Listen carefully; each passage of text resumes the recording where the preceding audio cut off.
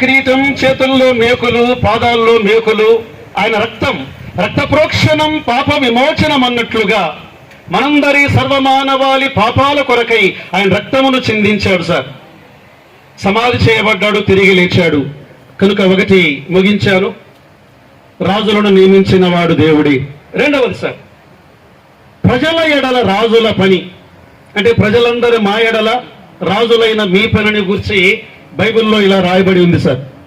సామెతల గ్రంథం 29:14లో మహాజ్ఞాని Solomon, the wisest man in the world is the Solomon అని మన పుస్తకాల్లో చదువుతాం.